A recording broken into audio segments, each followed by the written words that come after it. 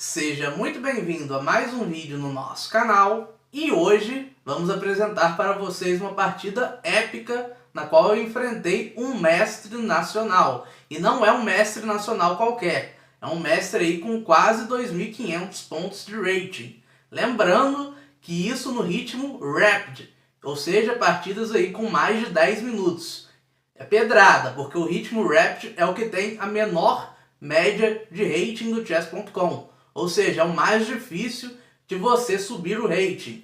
Então, um jogador que tem aí quase 2.500 pontos de rating em Rapid, realmente aí é um jogador muito forte. E não apenas isso, eu vou mostrar aqui o perfil dele para vocês. Ele tem 2.800 pontos de rating, como vocês podem ver aqui. Ele estava online há uma hora atrás, ele acabou de sair recentemente.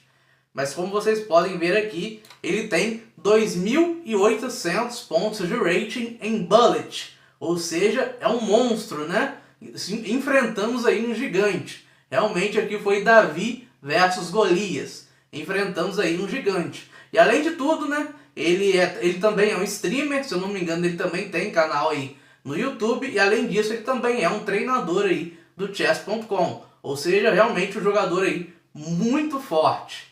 Como vocês podem perceber aqui, ele também é treinador do chess.com e se cadastrou aí no ano de 23 de dezembro de 2011, né? A conta dele já é mais velha aí, de que muita gente que está me assistindo nesse momento. A conta dele aí vai fazer 15 anos, né? Quase 15 anos aí de conta. Eu vou mostrar aqui também o perfil dele na feed, para vocês verem que realmente é um jogador muito forte.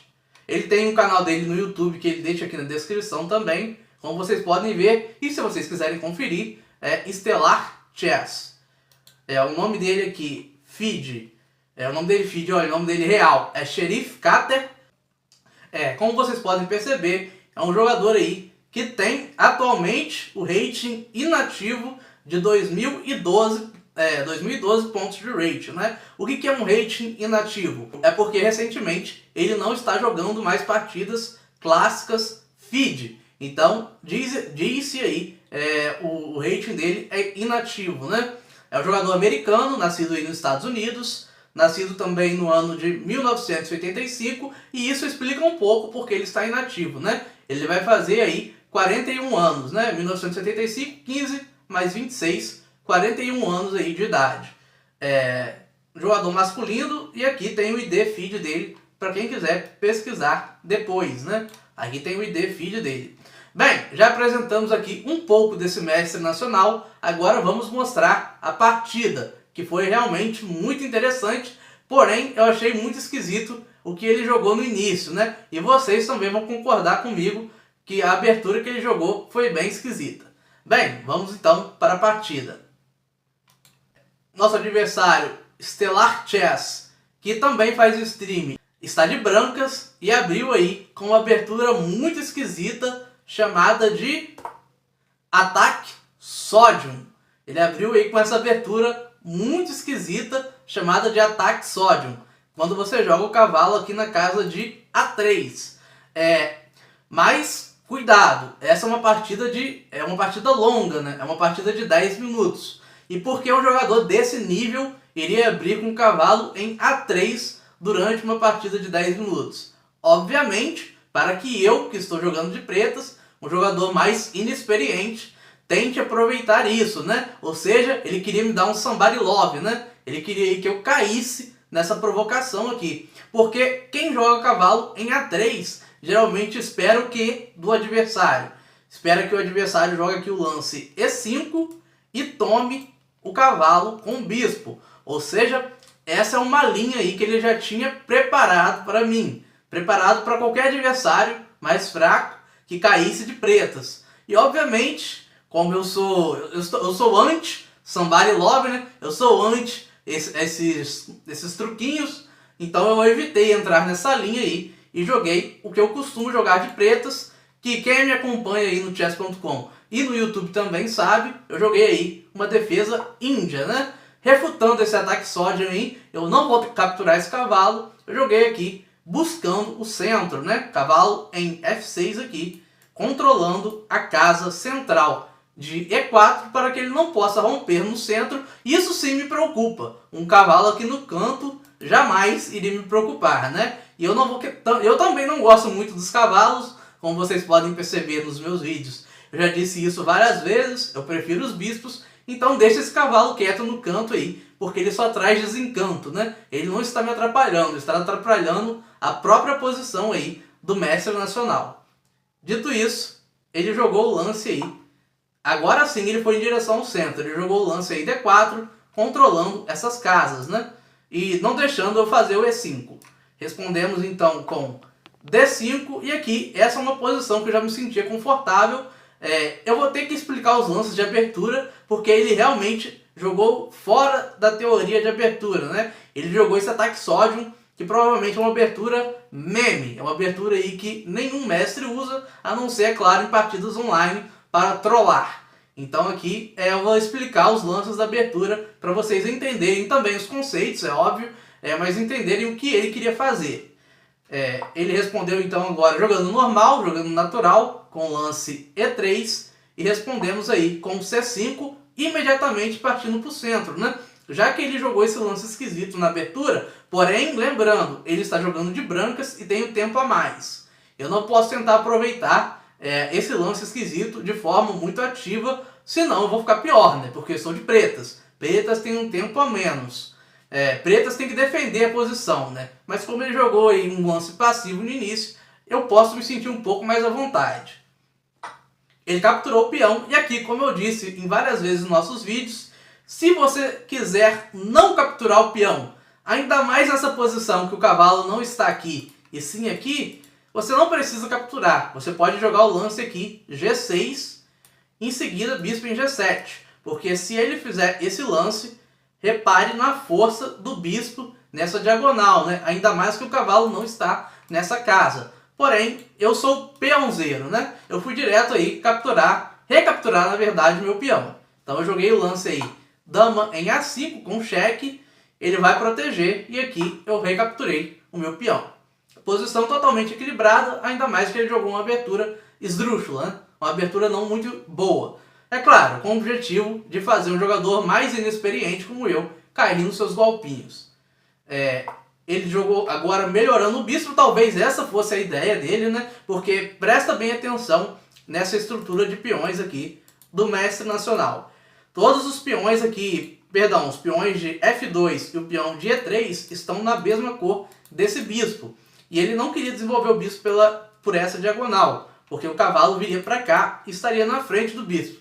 Talvez então essa fosse a intenção dele, né? Ele desenvolve o cavalo por aqui e agora o bispo pode fazer essa manobrinha e atuar também nessa diagonal, né? Já esperando que eu fosse fazer o G6 e em seguida fianquetar o meu bispo. É uma abertura interessante. E como as brancas têm um tempo a mais, eu ia falar um peão, como as brancas têm um tempo a mais, elas podem se dar esse luxo, né? Quem não pode jogar um lance como esse, por exemplo, na abertura, são as pretas, porque você tem um tempo a menos, você não tem esse luxo. Como ele está de brancas, né, ele tem um tempo a mais, então ele tem aí esse luxo. Desenvolvemos o cavalo, eu ainda não quis fazer G6, eu queria ver o que ele queria aprontar primeiro, então só desenvolvi o cavalo. Ele jogou o lance aí, cavalo em B5, já querendo provavelmente expulsar a minha dama aqui e ganhar a torre, né, ganhar a qualidade. Então aqui eu imediatamente cutuquei esse cavalo, joguei o lance aí A6. Ele poderia talvez aqui buscar algum tipo de controle ou de contrajogo, mas ele não quis, né? Se eu não me engano, ele só reposicionou o cavalo. E aqui vem um lance interessante. Perceba que esse cavalo, muitos jogadores aqui de pretas jogariam aqui imediatamente o lance E5. Porém, quando você joga o lance E5, você tem que estar preparado para a estratégia do seu adversário. E qual a estratégia dele aqui? Se ele posicionou o cavalo aqui em D4, muito provavelmente esse cavalo tem casas no meu campo, né? A única casa que você pode perceber aí é a casa F5. E com o cavalo em F5 e esse possível lance aqui no futuro, se você jogar o lance aí E5, você está começando a perceber que a sua posição vai ficar perdedora, né? Afinal, você vai ter aqui esses pulos do cavalo apoiado pelo bispo e atrapalhando o seu roque. Então, eu não posso deixar ele jogar esse cavalo em F5. Por isso aí que eu joguei o lance G6. O G6 aí chegou na hora certa, chegou no momento certo, porque agora, além de eu não deixar o cavalo dele em F5, que iria atrapalhar o G6 no futuro, né? Atrapalhar o meu bispo no futuro, eu estou ameaçando, além disso tudo, agora sim, eu estou ameaçando o lance aí, E5. Ele desenvolveu o cavalo. Primeiro eu vou desenvolver o bispo também. Eu não sou bobo, né? Quem diz A tem que dizer B. Se você ameaçou aqui fazer o fianqueto, é melhor você fazer o mais rápido quanto for possível, a não ser em posições críticas, onde há um lance que vai te fazer perder material ou ganhar material. Mas como aqui não tem nada disso, no momento não é uma posição crítica, eu tenho que dizer B e desenvolver o meu bispo, né? Ele desenvolveu o bispo dele, se eu não me engano eu fiz o roque, porque agora o rei adiciona um protetor, e agora sim eu já estou querendo fazer aí o lance E5. A minha ameaça aqui do futuro é jogar E5, né? Ele tem que estar preparado contra isso ou fazer o roque, que é o mais recomendado. Ele jogou um lance muito interessante agora. Esse lance aqui eu tenho que elogiar. Por quê? Porque agora, se eu jogar o lance E5, ele vai jogar o bispo aqui em B4 e perceba o raio-x, né? É um raio-x aqui da dama ganhando a qualidade. Então eu não posso jogar o lance E5 ainda. É um jogador realmente aí muito perigoso. Por isso então eu tirei a dama aí da casa de C5. Agora sim ameaçando o lance E5, né? E ele tem que fazer o roque. Se ele ficar querendo aí atrapalhar o meu E5, vai dar errado, né? Uma hora isso vai dar errado para ele. Ele fez o roque e chegou aí finalmente o lance E5. Ele tirou o cavalo, perceba que tem 2 ataques aqui, mas também tem 2 defesas, né? Ele está com 2 ataques, mas também tem 2 defesas. E outra coisa que você tem que perceber também é que quando um mestre tira um cavalo, ele volta o cavalo, provavelmente ele está ameaçando colocar esse cavalo em outra casa mais ativa, como eu disse anteriormente. Então, vocês já devem perceber aí a casa que esse cavalo está buscando ou a qual outra peça ele está apoiando para buscar essa casa. Então, se vocês perceberam, meus parabéns. É a casa aí de A5. Eu joguei o lance aí, B6, para impedir o cavalo de ir para A5 ou o bispo de ir para A5, né? Ele jogou um lance interessante, tentando, né, romper aqui, aproveitando que a minha torre está em defesa, mas é óbvio que eu vou jogar o lance aí, fianquetando ambos os bispos. Fiz o fianqueto aí dos 2 bispos. Eu gostei dessa abertura porque foi um jeito interessante de combater a abertura esquisita dele, né? Perceba que aí as negras têm a igualdade total. Se não me engano, já estou melhor pela avaliação da engine. Mas aqui eu já me sentia confortável e já combati essa abertura maluca que o mestre já jogou contra a gente. Perceba que todas as minhas peças estão desenvolvidas, inclusive as torres estão conectadas, enquanto a dama dele está aqui. Os cavalos estão meio esquisitos, né? E além disso, eu tenho um centro aqui móvel, um centro móvel de peão, enquanto o peão dele aí não pode avançar, senão eu avanço e o jogo dele paralisa, né? O jogo dele morre. Ou seja, perceba aí que como ele jogou aquele lance ruim no início, chamado de ataque sódio ou abertura sódio, e a gente não aproveitou da forma que ele queria, a gente aproveitou de outra forma, a gente ainda assim ficou melhor. Ou seja, você não precisa cair na provocação do seu adversário de maneira imediata, né? Desenvolva suas peças, torne sua posição sólida. E com isso, a posição do seu adversário vai acabar ficando pior naturalmente, né? Quer dizer, se ele fizer um lance ruim na abertura e você jogar de maneira sólida, a posição do seu adversário vai naturalmente ruir sozinha, né? É igual política. Se o político for ruim, você deixa ele falando que ele vai cair sozinho, né? Você deixa o cara falar à vontade que ele vai cair sozinho. Então, no xadrez tem isso também.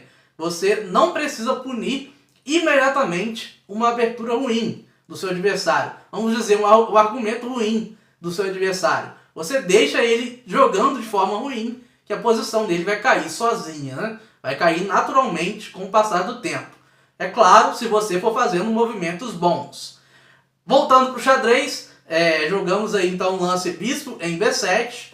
Ele jogou aí o que ele queria jogar, que era o lance A5, e aqui eu não vou capturar, porque se eu capturar, ele vai abrir aí para a torre dele, né? Então o melhor lance, vocês sabem, é o lance aí B5, fechando a posição.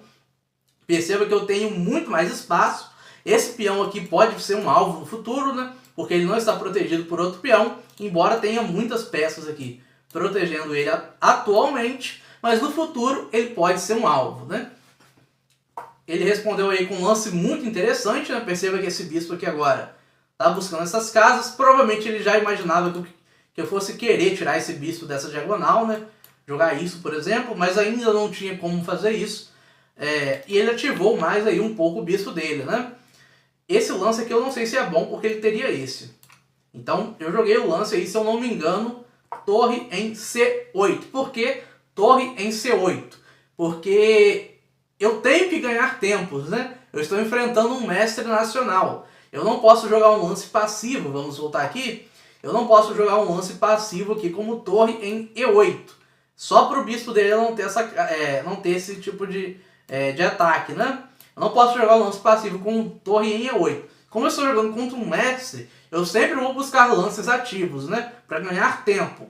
Então torre em C8, porque agora eu estou atacando aqui esse peão, né? E se eu atacar esse peão e ele tirar a dama, tá caindo o cavalo.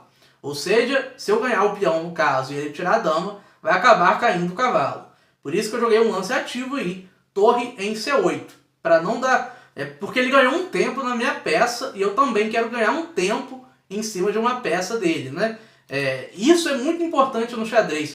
Muita gente considera o material como se fosse a coisa mais importante do xadrez, mas lembre-se que no xadrez você tem 3 elementos de suma importância, né? Você tem aí material, você tem aí o tempo e você tem... Peraí, vai ficar estranho isso aqui. Você tem, deixa eu fazer isso certo aqui. Você tem material, você tem o tempo e você tem aí a atividade, né? Material, tempo e atividade. Geralmente, muitas pessoas focam apenas no material, mas você tem que ver tempos e atividade também. Tempos do plural temp, não é tempo de passagem de tempo, né? Então a gente pensa que quando você está falando de tempo, no xadrez você está falando do relógio. Não, relógio é outra coisa. Tempo é um conceito, tá? Em inglês eu acho que é temp ou tempo também. Não lembro se é o mesmo tempo. Mas tempo do xadrez é diferente de tempo do relógio. É outro tipo de tempo, ok? Então no xadrez você tem aí tempo, atividade e material. Você vai sempre ter que balancear aí, colocar na balança o que está sendo mais importante no momento, né? Como ele ganhou um tempo aqui na nossa posição, eu tenho que ganhar um tempo na posição dele para eu repor esse tempo, né? Ganhar esse tempo de volta. Inclusive esse conceito aí, quem está me acompanhando no chess.com sabe, me fez subir aí nos últimos meses algumas centenas de rating. Eu gostei muito de ter aprendido esses conceitos novos. Bem, voltando para o jogo, porque eu estou deliberando muito aqui nessa partida, já falei de política, já falei dos termos aqui do xadrez. Vamos voltar para o jogo. A gente ganhou um tempo aqui do peão dele, então ele naturalmente aí protegeu o seu peão. E aqui eu tenho que procurar melhorar a minha posição. Qual é a peça que eu posso melhorar e que não vai atrapalhar a minha posição atualmente? Pense um pouco aí, pare e reflita nessa posição. Qual é a peça que você pode melhorar que não vai atrapalhar a sua posição? No caso, a minha. A peça que você tem que melhorar aí são os cavalos, né? O cavalo tem que ir para cima do seu adversário. Então, naturalmente, aí o lance cavalo em E4 é o primeiro lance candidato que tem que vir à sua mente. E ele imediatamente respondeu aí com o lance cavalo em D2, querendo expulsar esse cavalo daí, né? Afinal, quando o seu adversário tem um cavalo avançado, a sua prioridade é tentar tirar esse cavalo daí. Caso contrário, você vai sofrer ataque. Então, protegemos aí esse cavalo. Aliás, esse cavalo ele não só está atacando o campo do adversário, né? Ele também está impedindo que o cavalo do adversário aqui se infiltre no nosso campo. São os conceitos aí que você tem que aprender no xadrez também, né? O cavalo, quando ele está avançado, não só ataca, como ele também defende. Ele tomou, a gente... Opa, meu Deus do céu. Vamos voltar para a posição. Vou voltar para a posição. estávamos aqui, né? Então ele tomou, a gente recapturou e continuamos aí com o cavalo bem avançado, né? Ele jogou o lance aí que eu achei esquisito. Tem um mestre que eu não lembro o nome, mas se eu não me engano era um grande mestre que dizia que quando você tem que fazer o lance aqui F3 no xadrez, é porque a sua posição já ficou muito esquisita. E perceba que quando você faz o lance F3, você enfraquece a casa de E3. E se liguem nessa casa porque ela vai ser o ponto crucial desse jogo, né? Bem, voltamos então naturalmente o cavalo. Eu não quis voltar o cavalo para essa casa, eu quis voltar para essa casa, por quê? Porque daqui o cavalo vai poder migrar para a casa de C4, né? E a casa de C4 vai fazer o quê? Exatamente, casa de C4, o cavalo vai poder atacar aí o peão de E3, ou seja, imediatamente quando seu adversário faz uma debilidade, tente imediatamente saber por onde você vai poder atacar essa debilidade. E é claro, se ele tomar de bispo, aqui, eu posso tomar de peão. E quando eu tomo de peão, eu abro o bispo. Eu abro esse bispo, já nesse ponto de F3 que ele já nos deu. Além disso, eu tiro um peão aqui que está sendo alvo de ataque, né? Perceba que tem a dama aqui atacando. Ou seja, eu melhoro minha posição de inúmeras maneiras. Ele não vai querer trocar o bispo pelo cavalo, né? Porque ele é um mestre nacional e ele sabe que o bispo, apesar da posição estar um pouco fechada, quando a posição se abre, o bispo vira um monstro. Então ele não vai querer trocar aí o bispo pelo cavalo. Ninguém quer, na verdade, né? As pessoas são forçadas, mas geralmente ninguém quer trocar aí o bispo pelo cavalo. Ele jogou o lance aí imediatamente, um lance que ele queria jogar quando ele expulsou meu cavalo, que é o cavalo aqui na casa de... deixa eu ver aqui as coordenadas, na casa de C5. Tem os mestres que gravam, né? Eu sou difícil de gravar, eu tenho que ficar olhando. Ele jogou o cavalo aqui na casa de C5, atacando o meu bispo aqui de B7. E perceba que o bispo de B7 é o defensor desse peão, né? Eu não liguei, eu realmente não liguei. Uns jogadores mais avançados aí provavelmente jogariam esse lance, mas aqui eu não quis perder tempo, né? Afinal, esse lance bloqueia também aqui esse meu canhãozinho, então não quis perder tempo. Eu joguei imediatamente aí o lance cavalo em C4. Provavelmente não foi o melhor lance de acordo com o engenho, mas foi o meu lance. Foi o lance que eu quis jogar. É um lance aí que ataca esse ponto. E aqui vai acontecer algo dramático na partida. Um pouco dramático para mim, né? Claro, não muito dramático assim. Eu que estou exagerando. Mas vai acontecer algo dramático, porque ele vai capturar o meu bispo. E aqui, depois que eu fiz a análise, de acordo com a engine, eu poderia capturar com ataque sobre a torre e a dama. Quando ele tirasse a dama, é óbvio, eu ganharia qualidade e eu estaria numa posição superior, talvez. Mas repare nessa posição. Você tomaria esse peão? Você acabou de perder um bispo. Lembre-se disso, você acabou de perder um bispo. Você tomaria esse peão? Porque se você tomar esse peão aqui, ele vai... Opa, tomei sem querer, deixa eu excluir. Vamos excluir lance. Porque quando eu tomar esse peão, lembrando que eu tô com um bispo a menos, ele vai tirar a dama para cá, com o tema da terça maior, né? Para o cavalo não ganhar um tempo sobre a dama, caso ele tire a dama aqui para D2. Ou seja, ele provavelmente iria tirar a dama aqui para casa de C3. Eu iria capturar a torre. E o que ele iria fazer? Talvez aqui nessa posição ele não fosse capturar o meu cavalo. Primeiro ele ia salvar o cavalo dele com o tempo sobre a minha torre. Ou seja, eu vi toda essa análise. Lembrando que tem um bispo aqui protegendo esse cavalo, tá? Eu vi toda essa análise e eu falei, será que vale a pena, cara? Será que vale a pena tomar o peão? Tomar esse peão aqui e depois ganhar a torre. Porém, deixar o cavalo dele escapar. E como o meu cavalo vai escapar? Meu cavalo não vai ter nenhuma casa de escape. A dama está cuidando de tudo aqui, lembre-se disso. Como o meu cavalo vai escapar? Ou seja, eu trocaria aí duas peças menores, que seria no caso o bispo de casas claras e o cavalo, por uma torre, né? Que não está fazendo nada. Essa torre aqui está bloqueada por esse peão. Ou seja, eu trocaria duas peças ativas por uma torre. Será que isso valeria a pena? Então foi isso que eu calculei. Eu falei, depois, é claro, o computador sabe de tudo, o computador vê tudo, o computador pode tudo. O computador falou que esse lance era possível, que você fazia o seu malabarismo lá, você, humano, se lascasse, fazia o que você pudesse e depois salvava o jogo. Mas aqui, como eu não sou um computador, eu tomei então... Eu não sou IA, gente, eu sou um ser humano real, eu tomei então o cavalo. Eu não fiz o lance aí do computador, né? Capturei o cavalo, sigo protegendo o meu peão, sigo atacando o peão dele aqui de E3 e sigo numa posição melhor. Mesmo que o computador fale que aquele lance seria vencedor, eu sigo numa posição melhor de acordo com o computador. Ou seja, eu não fiz o lance que vence imediatamente, mas eu sigo aí numa posição vantajosa. É melhor você às vezes jogar lances humanos do que os lances que o computador recomenda. Ele protegeu o peão, que é um lance que surgiu na outra variante, como a gente comentou, né? Eu nem tinha lembrado que ele fez esse lance, mas é um lance que surgiu.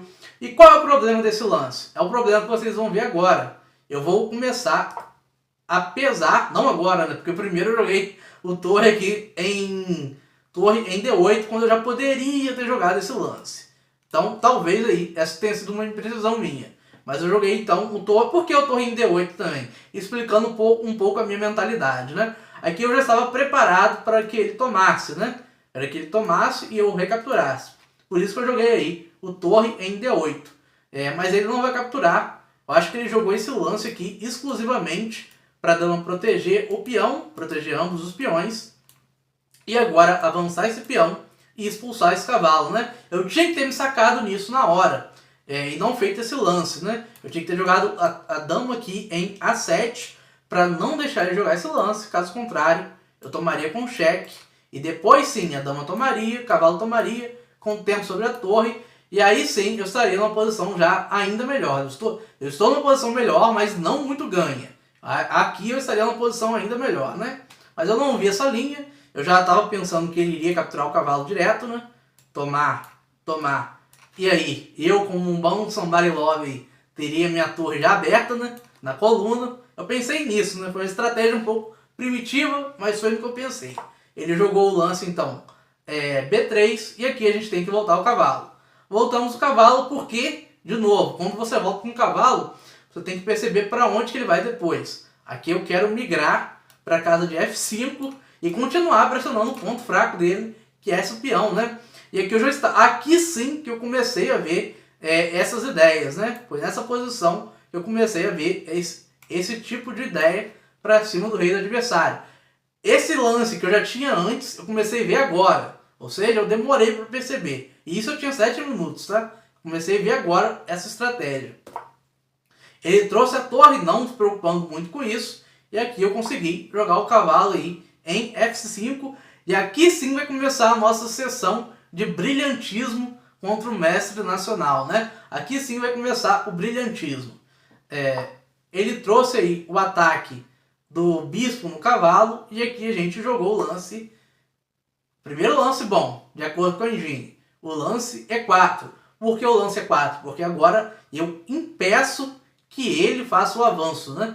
Que ele avance o peão dele. E esse peão aqui vai ser uma debilidade. Inclusive, eu impeço e ainda bloqueio o bispo dele, né?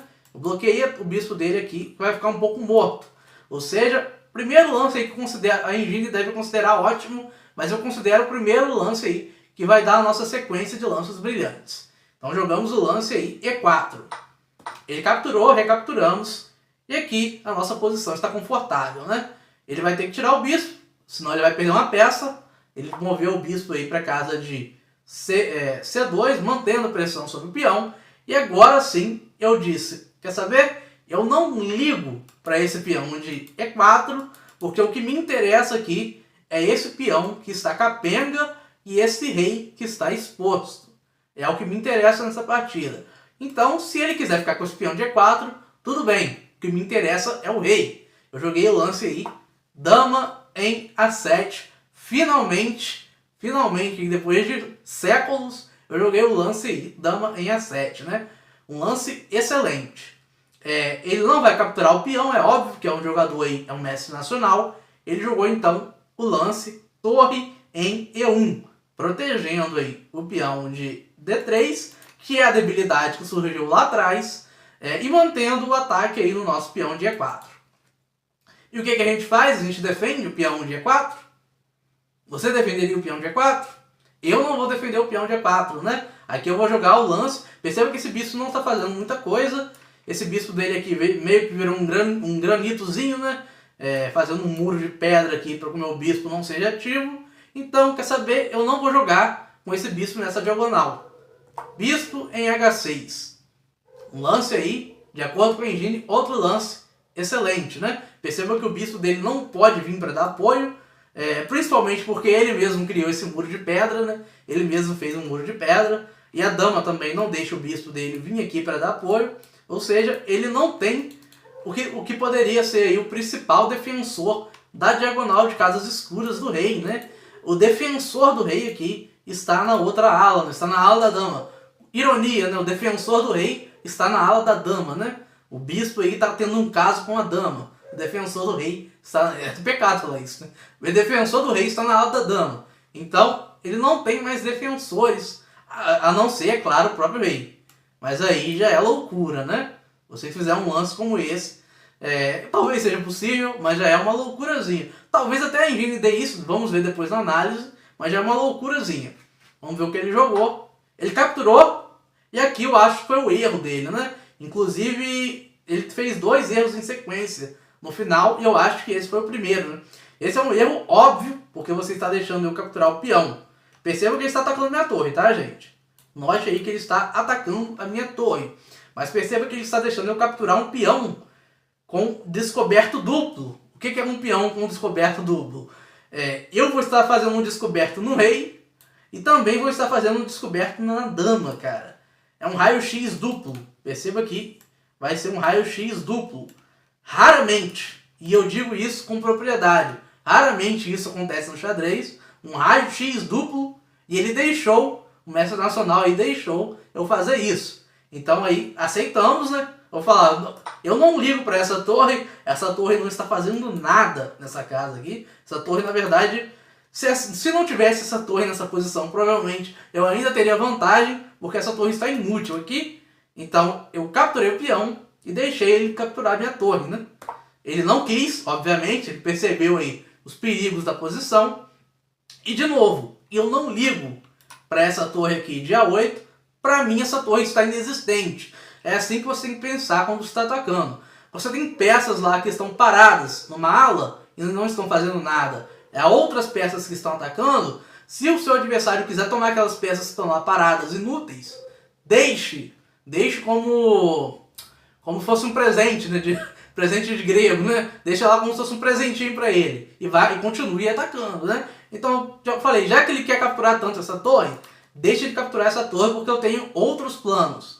Eu joguei aí no lance cavalo em G4. E perceba aqui que o lance cavalo em G4 protege o bispo, né? Que estaria sob ataque da dama. E além disso ameaça algo ainda mais mortal. Faz uma ameaça de algo ainda mais fatal. Que é o lance aqui cavalo em F2, né? E quem está afiado aí nos problemas, em tática, quem está afiado aí nos puzzles, sabe exatamente o porquê desse lance ser muito perigoso, né? Mas aparentemente aqui o nosso adversário, mestre nacional, não estava com as táticas tão em dia assim e jogou o lance aí. Bispo captura a torre. Jogou o lance mais materialista do universo. O lance mais materialista da posição. Um lance que seria pecaminoso. Em termos religiosos, jogou um lance pecaminoso. Esse é o lance mais materialista dessa posição. Porque perceba que eu estou atacando a dama, né? Se não fosse nem pelo possível puzzle que surgiu nessa partida, que quem sabe, quem está vendo, se não fosse nem pelo possível puzzle, você ainda está perdendo a dama, cara. Eu poderia simplesmente ignorar que ele tomou a torre e tomar a dama dele. Mas é óbvio que eu não sou tão materialista como o meu adversário e eu não quero a dama. Vamos para algo mais sofisticado. Eu joguei então um lance aí. Cavalo em F2, né? Cavalo em F2. E nessa posição aí, o nosso adversário, o mestre nacional, finalmente percebeu que o materialismo não vale tão a pena assim, porque ele ganhou minha torre, mas eu vou ganhar algo mais importante, que é a partida, né? Porque depois desse lance, o rei só tem uma casa, o rei só teria a casa aqui de G1, perdão. Jogaríamos aqui o duplo descoberto de cavalo, cavalo em H3, perceba que são 2 cheques no rei, 2 cheques aqui no rei, lembre-se da dama, a dama aqui está a algumas casas de distância, mas ela ainda existe, né? É igual aquele bispo que ficou oculto. E aqui, depois desse cheque duplo, o rei só teria 2 casas, né? O rei teria para cá ou para cá, e aí, para qualquer uma das casas que ele fosse, levaria checkmate. Ilustrando, se o rei fosse para cá, o checkmate seria com a dama, lembrando que o cavalo estaria aqui. E se o rei fosse para cá, o checkmate seria ainda mais bonito, e é o checkmate que eu vou mostrar. Vamos lá. A partida terminou aqui, porque o mestre nacional, além de desistir, ele me bloqueou e provavelmente me reportou, né? Felizmente, algumas pessoas no xadrez têm um ego alto. Talvez ele achou... Não sei, eu cometi muitos erros nessa partida. Se você entrar aí no meu perfil depois e ver essa partida, tá com 80% de precisão e 70% para ele. Mas não sei porquê, aparentemente aí, ele não foi muito com a nossa cara e jogou. E além de desistir, ele a bloquear e reportar. Não sei se ele fez vídeo sobre isso no canal dele, mas ele simplesmente aí me bloqueou e desistiu, né? Mas continuando, vamos mostrar aqui como seria o checkmate. Os 2 checkmates, não o checkmate mais sem sal e o mais bonito, né? Para quem está afiado aí, para quem não está afiado aí no puzzle, também saber como terminaria essa partida. Bem, aqui o rei só teria essa casa e eu teria um cheque duplo. Perceba que é tanto o cavalo quanto a dama atacando o rei. Se o rei vier para cá, vocês já conseguem ver o checkmate, né? A dama vem para cá, sendo protegida pelo cavalo com mate. Porém, se o rei vier para cá, e aqui entra o checkmate mais bonito, conhecido como o checkmate de Philidor. Ou o checkmate, no Brasil o pessoal fala checkmate da gaveta, né? Engavetado, alguma coisa assim, né? Checkmate de gaveta, porque o rei fica engavetado, né? Eu jogaria aqui o lance dama em G1, sacrificando a dama. Perceba que o rei não pode capturar, porque essa casa está resguardada pelo cavalo, então ele é forçado a capturar de torre. E aqui o rei está realmente engavetado, né? Ele está numa caixinha e aqui qualquer cheque que ele levar é mate. Então aqui eu jogaria o lance cavalo em F2 e esse seria aí um belo checkmate. Perceba que a dama continua aqui sob ataque, né? Ninguém quer dama. Quem quer dama? Eu acabei de perder uma torre, você acha que eu quero uma dama? A gente quer dar checkmate no rei. Então, terminaria assim a partida, né? Mas o nosso adversário abandonou aqui, vamos excluir. Ele abandonou aqui direto, né? Óbvio, o mestre nacional sabe de puzzles, ele só não viu a linha que levaria a esse puzzle, né? Ele achou que só a rainha estava atacada e pensou que valeria a pena, talvez, aí trocar 2 bispos, uma torre pela rainha, né? E um cavalo, talvez, sei lá. Não entendi muito bem o raciocínio dele, porque aqui eu ganharia muito material, mas ele pensou que valeria a pena tomar aí essa torre e acabou levando aí o checkmate, né? E perceba que ele não tinha pouco tempo não, tá? Ele tinha 4 minutos e 30 segundos, o que para esses caras aí, principalmente alguém que tem 2.800 em bullet, é uma eternidade. Então realmente aí eu não entendi como ele levou esse checkmate. E também não entendi muito bem porque ele me bloqueou e reportou. Porque nessa partida, vamos mostrar a precisão, teve um brilhante, eu fiz um brilhante, mas essa partida ambos os jogadores não fizeram a melhor precisão de todas, né? Ele principalmente porque jogou uma abertura esdrúxula e eu porque não aproveitei da melhor forma. Como eu disse para vocês, não tente aproveitar, principalmente contra jogadores fortes, mestres, né? Não tente aproveitar tudo o que ele está te passando, porque vai dar ruim. O cara preparou isso, ele fez um preparo, é o repertório dele. Então eu joguei sólido na maciota, joguei quietinho e aos poucos a gente foi martelando, né? Aos poucos a gente foi aí botando pressão na posição do adversário. Então vamos ver aqui a precisão, porque realmente teve um brilhante e eu quero mostrar o meu brilhantismo para vocês. Então vamos ver aqui a revisão da partida. Vamos entrar aqui no nosso perfil.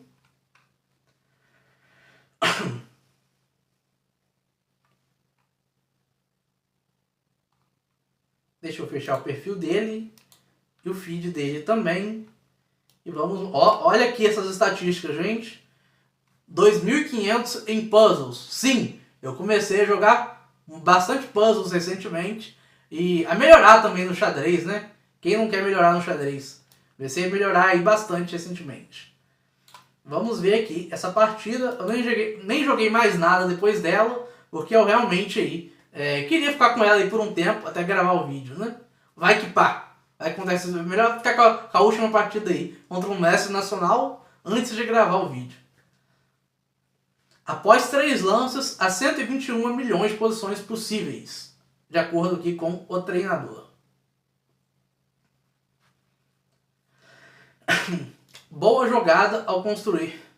Boa jogada ao construir vantagem e não recuar. Exatamente, e foi isso que a gente fez na partida, né? Ele foi nos dando oportunidade, ele estava de brancos, ele foi nos dando oportunidade aí, de construir vantagem, né? De melhorar a nossa posição, e a gente melhorou, né? A gente fez o que manda o manual. Eu não aproveitei nada mais do que não podia, né? Nada que ele não nos deixou aproveitar. Vamos ver aqui. Tem um lance brilhante, como vocês podem ver, né? Tem um lancezinho brilhante. E aqui agora deu 86,9 de precisão. Na primeira vez que eu tinha feito, tinha dado 82. Então obrigado, chess.com, por reconhecer mais um pouco aí a minha genialidade. Sendo humilde aqui no chess.com. Bem, ele fez 71,1% de precisão, realmente. Ele jogou a Queen aí no nível de um mestre, mas isso porque essa abertura dele foi realmente esdrúxula, né? Uma abertura aí não muito boa. Vamos passar aqui os lances para vocês verem que essa não foi uma partida perfeita. Essa foi uma partida aí normal. Vamos passar aqui. Primeiro, A3 é um erro. Todo mundo sabe que é um erro. Você não deve jogar A3, cavalo em A3, perdão, na abertura. Não é um lance natural de você jogar. E quando você joga o lance cavalo em A3, apesar de existir, apesar de ter um nome aí de ataque sódio, você está dando vantagem para o seu adversário, né? Ah, você está de brancos, eu vou fazer gracinha. Beleza, faça isso. Mas sabe que você está dando vantagem aí para o seu adversário e as pretas já tem 0,6 de vantagem. O que no xadrez, se o seu adversário for bom, eu não considero um jogador muito bom, mas eu consigo aproveitar ali as fraquezas que vão me dando, né? Também não sou idiota, eu vou aproveitar ali o que você está me dando. Então realmente, quando não jogue cavalo em A3 no xadrez, né? Jogue outras coisas, aberturas mais sólidas. Aqui que está o ponto para vocês. Tomar o cavalo é uma chance perdida, como eu expliquei durante o vídeo. Mas você tem que calcular, porque se eu tomar aqui o peão, ele vai jogar esse lance. Se eu tomar a torre, ele não vai tomar meu cavalo com o bispo. Perceba que esse cavalo está preso, né? A dama estaria prendendo esse cavalo. Então, se eu tomasse a torre, ele salvaria o cavalo dele. Perceba que o cavalo está protegido pelo bispo.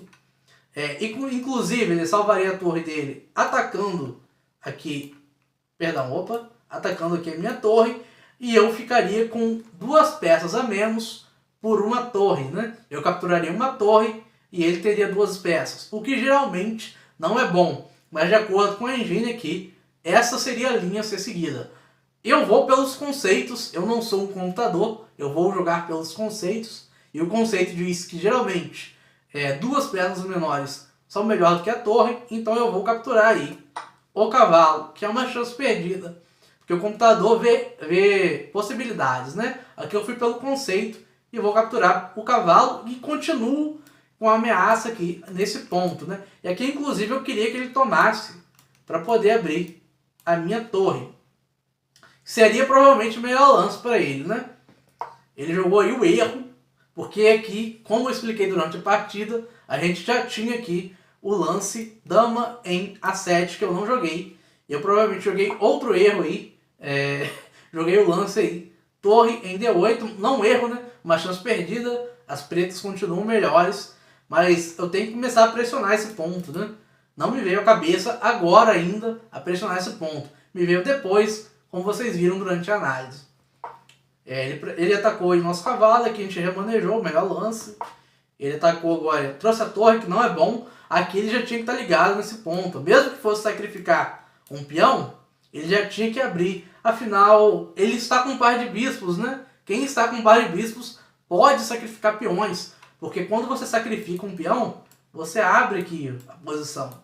Você começa a abrir, os seus bispos já estão fortes, né? É interessante aí, quando você está com um par de bispos, é até legal sacrificar peão. Ele não quis sacrificar e aqui a gente melhorou a nossa posição, né? Já começamos atacando esse ponto. Talvez ele até tivesse esse. Ele não está encontrando os melhores lances, né? Obviamente ele encontrou aqui D3, que foi um erro. E aqui, como eu disse durante a análise, que começou o nosso brilhantismo, né? Jogamos aí um lance ótimo, E4. E a partir daqui foi só pedrada, né? Dama em A7. Ele protegeu. E aqui eu joguei bispo em H6. Deixa eu tossir. Jogamos aí bispo em H6, melhor lance. E agora a pressão realmente ficou insustentável, né? Como dissemos, ele queria muito que esse bispo pudesse voltar, mas ele não tem esse tempo, né? E o bispo não tem essa diagonal. E faz falta, né? Quando você abre aqui a diagonal do rei, faz falta um bispo de casas escuras, né? Parece que faz falta. Então, já aí criticando o lance F3, né? Ele tomou o peão, que é um erro completo, um erro básico. Aqui, inclusive, eu já tinha esse lance, de acordo com a engine, que era melhor do que eu fiz, mas eu capturei de cavalo, talvez ela me critique. Não, esse lance ganhou brilhante. Caramba, isso pra mim foi uma surpresa, cara. O lance que a engine... Opa, peraí, o que foi isso? Oh, até travou aqui o computador. Vamos voltar. Travou o computador, meu Deus do céu. O lance que a engine sugere aqui é bispo toma em E3. Mas o lance que a gente jogou, de acordo com a engine, olha só, surpreendemos a engine. E ela dá até uns dois estralos aqui, brilhante, né? Jogamos aí o lance cavalo toma em E3. Um lance que nem o computador esperava, né? Vai ver por isso que ele nos reportou aí. Jogamos o lance cavalo toma em E3. Tivemos aqui duas exclamações. E aí um toquezinho da engine, né? Um elogio aqui da engine. E aqui realmente o nosso adversário já está muito perdido, né? 4 pontos de vantagem para as pretas. Mas ele decidiu que queria continuar jogando. Voltamos o cavalo de novo, atacando a dama e ameaçando aqui essa sequência. A sequência aí mais básica do xadrez. Quer dizer, básica entre aspas, né? Mais básico para quem está querendo subir de nível. Que é o mate de Philidor, né? Quem não conhece o mate de Philidor, aprenda porque você vai subir de nível. Ele não viu, capturou a nossa torre. E além disso, ele está perdendo a dama, cara. Como a gente comentou durante a partida, é surpresa esse jogador tem 2.800 em bullet, né? Ele não viu isso. Tomou aí o cheque e abandonou. Mas realmente, como vocês puderam ver nessa partida, teve muitas imprecisões, não diria erros, teve muitas imprecisões de ambas as partes. Eu diria aí, diversas imprecisões de ambas as partes, né? Culminou nos 2 últimos erros dele, que foi tomar primeiro o peão com o bispo e depois tomar a torre de novo com o bispo, né? Ele não viu o ataque vindo, ele só moveu o bispo 2 vezes e acabou perdendo a partida, né? E não sei se por uma questão de ego, se por achar que, como assim um brasileiro ganhou aí de um mestre de 2.500, que de acordo com ele, tem no perfil dele ali, ele já alcançou 2.300 no campeonato, né? A performance dele já foi de 2.300 no campeonato. Como assim um cara desse ganhou de mim? Vai saber, eu não sei, né? Mas ele acabou aí bloqueando a gente e muito provavelmente nos reportando também, né? E acabou nos bloqueando aí e muito provavelmente aí também nos reportando. Mas o que fica de interessante é esse gráfico aqui, né? E dá para ver os erros de ambos os jogadores, mas em nenhum momento as pretas ficaram numa situação crítica, ficaram pior. Diferente disso, as brancas no momento foram só ladeira abaixo, né? As brancas aí foram apenas ladeira abaixo, né? Ou seja, qual que fica a lição aqui dessa partida, né? Principalmente, não subestime o seu adversário e segundo, não jogue aberturas esdrúxulas, né? Porque você vai ser punido. Se o seu adversário souber o básico do xadrez, você vai ser punido. Bem, então essa foi a nossa partida aí, épica contra o mestre nacional, Sheriff Cutter. Acho que é assim mesmo, vamos ver aqui. Se tiver como ver, porque ele me bloqueou. Vamos ver aqui. Vamos blocked pelo nosso amigo. Sheriff Cutter. Essa foi a nossa partida aí contra o mestre nacional, Sheriff Cutter.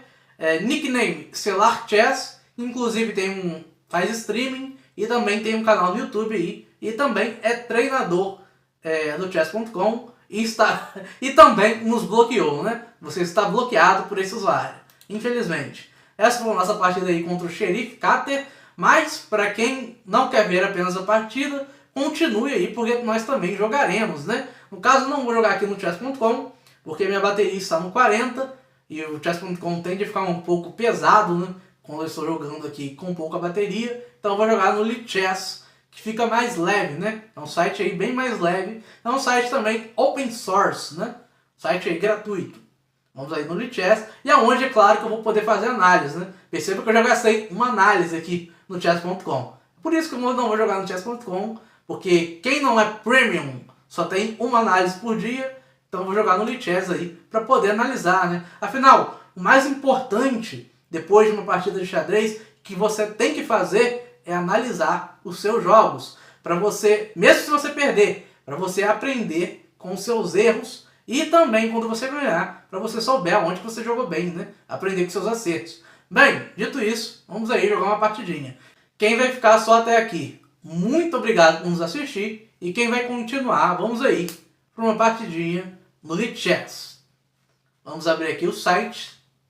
Bem, estamos no Lichess aí, então vamos jogar uma partidinha, né?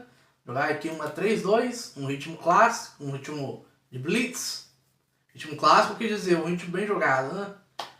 Estamos enfrentando aí o Kraspov, não é Kasparov, não é Kasparov, é Kraspov. Cavalinho F3 e em seguida vamos seguir a nossa aberturazinha catalã, né? Quem está acostumado aí a jogar.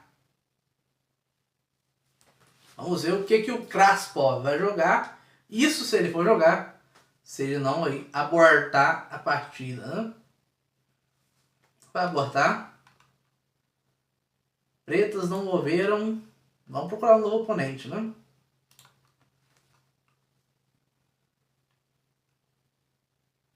Cavalinho F3, jogado de novo. Vladimir. Cara, eu só estou enfrentando jogadores com nomes de mestres fortes, né?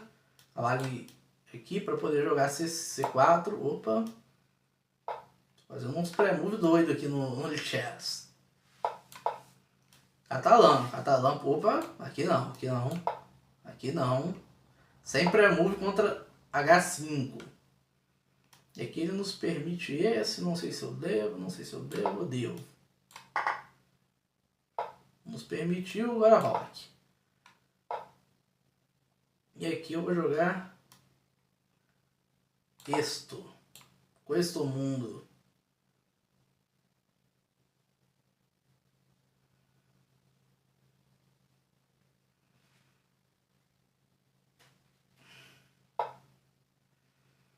Aqui tá errado, né, cara?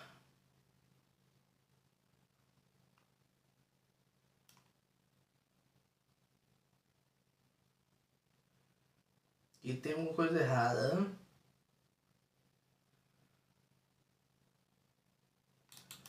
Aqui tem que ter alguma coisita errada nessa posição.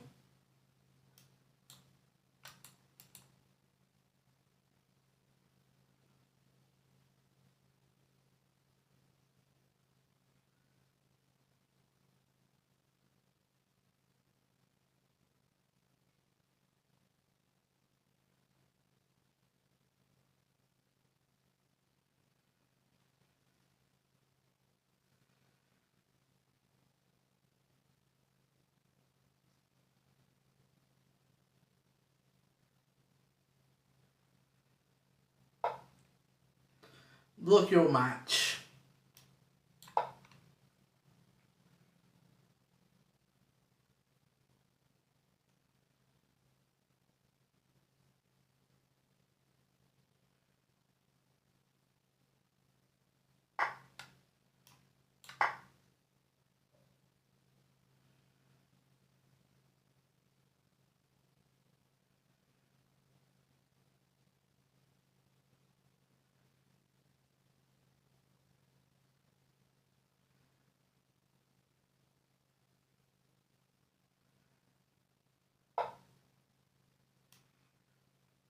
Tá ligado, hein, parceiro? Tá ligado, hein? Vladimir.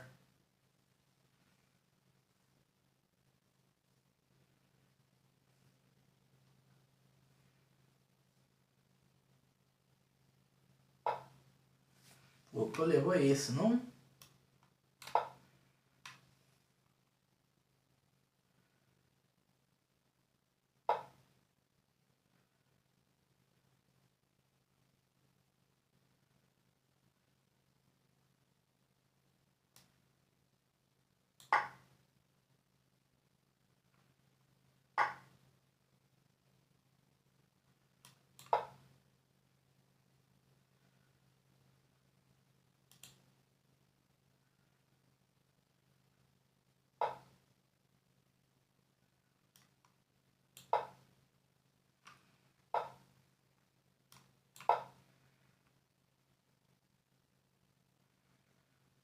Vamos lá, vamos pressionar ele.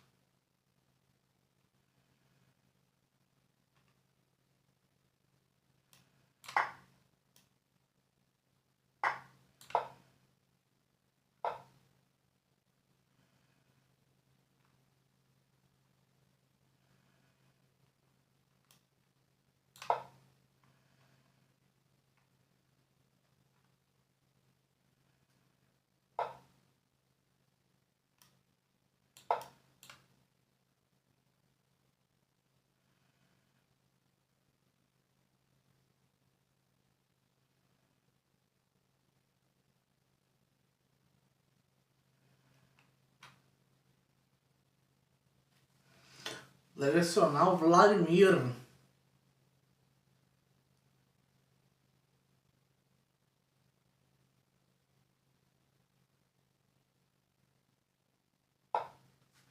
Eu tenho esse, né?